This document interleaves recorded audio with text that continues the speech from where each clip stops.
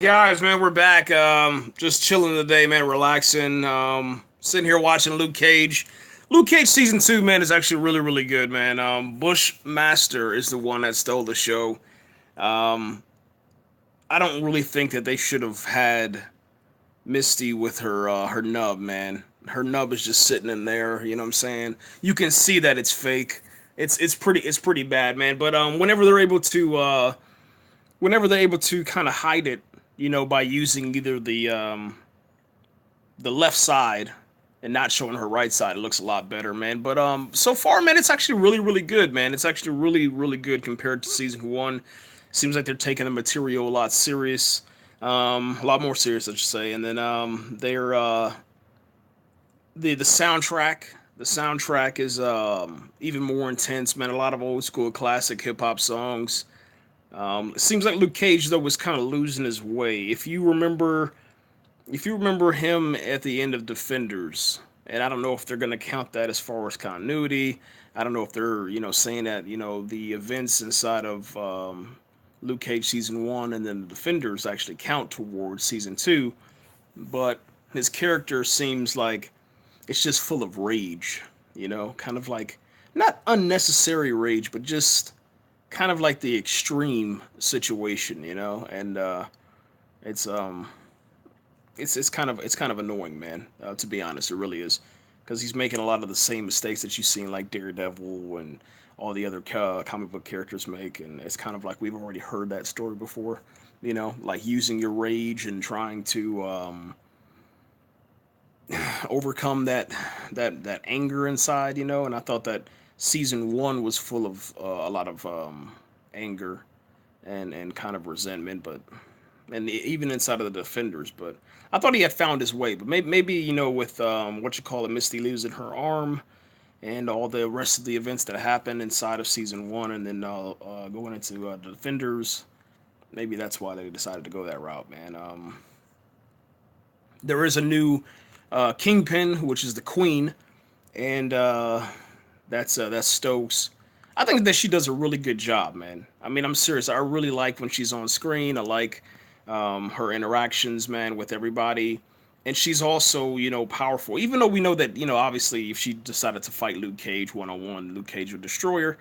She still has a lot of muscle and a lot of threat inside of the series. So it's pretty cool to see her, you know, stand up to Luke Cage and try to destroy him and kill him in different situations like that.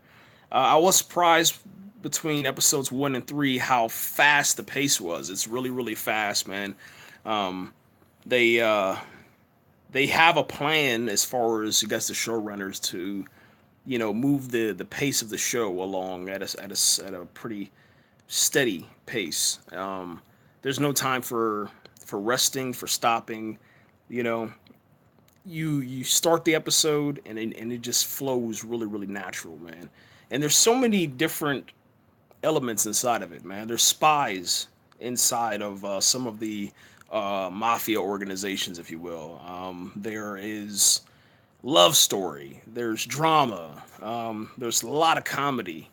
And what was kind of cool too is that they actually, for season two, there seemed to be more of a grounded in our reality approach to it, man. Meaning that as you're watching it, they'll start giving references to things like Media Outtake, World Star Hip Hop, Donald Trump, um, certain athletes. You know what I'm saying? And I don't want to spoil that one because I thought that was pretty cool, especially when you're talking about Bushmaster. Bushmaster is from Jamaica, and there's a certain celebrity in Jamaica that makes Bushmaster makes his story just a little bit more. You know what I'm saying? So I'm not gonna spoil who that was, but just kind of mentioning all those celebrities.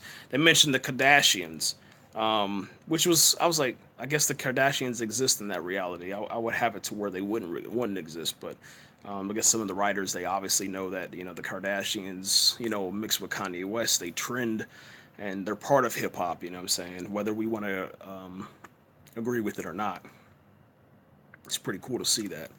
A lot more singing this season. I mean, they start out 3 episodes in. They've already had 2 guest appearances from some pretty famous singers, and pretty cool, man. I mean, so far, man, I'm just flowing right through it.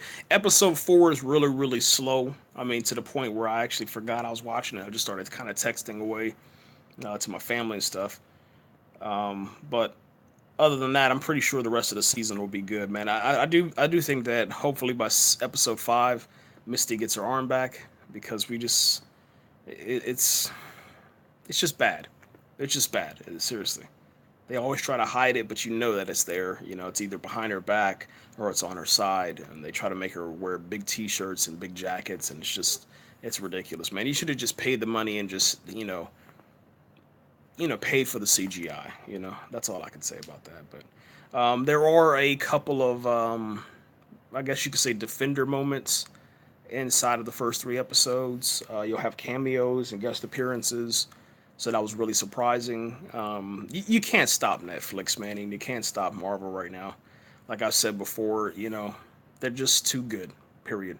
That's it, guys. We're out of here. Hope you guys are having a good day, and yeah, I'll come back with after I've finished watching a couple more episodes. Right here. That's it. Yeah, press that. God damn it.